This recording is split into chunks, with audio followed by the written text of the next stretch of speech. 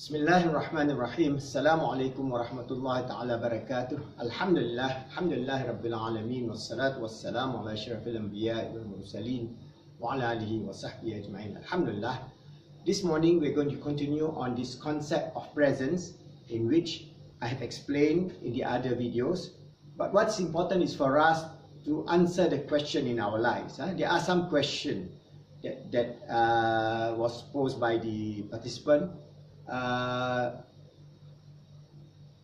Do prophets feel sadness? Yes, prophets, waliullah. All the prophets have gone through many trials and tribulation in their life, and they go through this whole sequence of sadness as well as anxiety. This is a normal human reaction to any difficulties and any challenges in life. All of us will go through from this point of the future, there's anxiety.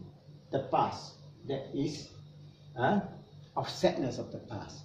So if we live in the now, we have to realize that this now in this situation can be a positive now or a negative now.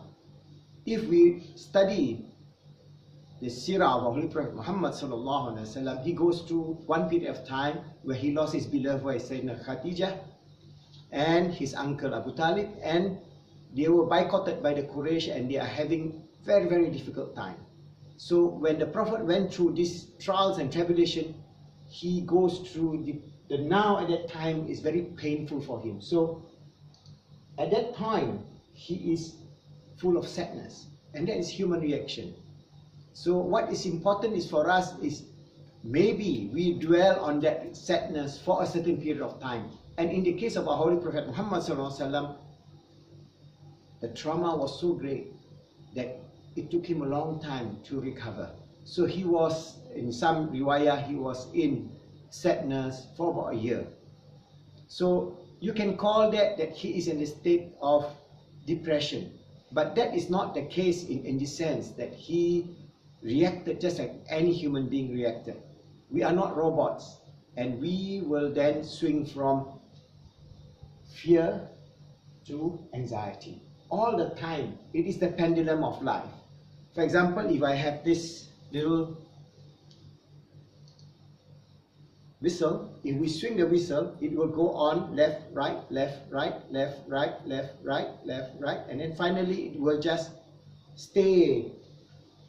So the range in which we go through from sadness to anxiety is like a pendulum. But if we calm ourselves down, then we will recover. So in that situation, if we are in sadness, we are in depression. So if we say that we are in clinical depression, it is a depression that takes a long time. But even people who are clinically depressed can go to the center by understanding that whatever is the past, whatever is the sadness of what we are facing now, it will be overcome with the grace and the mercy of Allah. So it's important for us to know that we Muslims are anchored. That means we are not a flotsam. We are anchored to a good life that may have variation of some sadness and some anxiety. This is the swing of life. But if the swing is too big, then either this way, then we go into clinical depression. If we go this way, then we go into severe anxiety problems. So what is important is for us to live in the now so that this variation is very minimal. But you cannot have it straight. There's no way, because life is a constant movement. No two instances is the same. It is a law of physics. Either you swing to the left or to the right. And either we do something that is good, that is we go towards Allah, or we go towards shaitan. And we do good or we do evil. Or we are happy or we are sad. So this is a constant flow of life. But what is important is for us to try to find a way to see that our pendulum of life is not swinging too severely. Because if it's swinging too severely, we cannot have focus. Once we cannot have focus, we all the time thinking about the sadness or the anxiety of the future, then we cannot get on with our life. So once we cannot get on with our life, that's where we have a lot of mental problems, that some of it are clinical, some of it are because of the imbalance of the neurotransmitters, just like any other disease.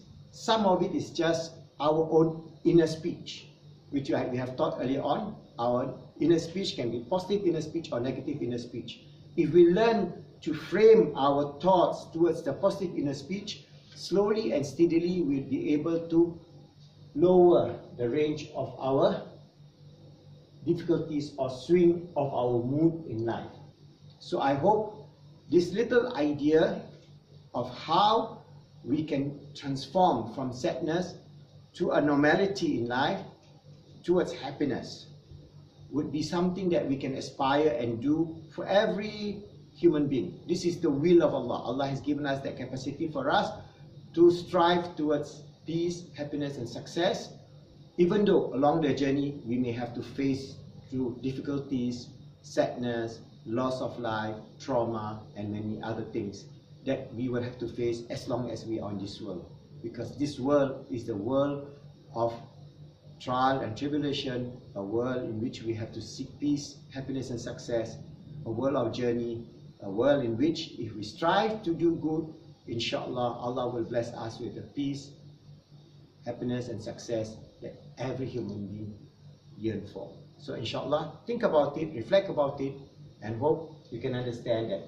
Remember our pendulum of life, do not let it swing too far to the left or too far to the right. Make sure that we do not have long-term sadness or long-term anxiety, and inshallah, through our remembrance of Allah, through our worship, through our zikr, through our inner speech, positive inner speech, inshallah, we shall thrive and achieve peace and happiness and become a true servant and Caliph of Allah. Remember, when we strive to become a true sincere servant of Allah, to achieve peace, happiness and success, first we strive to make ourselves good, help others to be good, make this world good and pleasing for all the goodly creatures of Allah, and in that process we receive the barakah, the mercy, the grace, the love of Allah subhanahu wa ta'ala for us to have peace, happiness and success. Inshallah. See you again.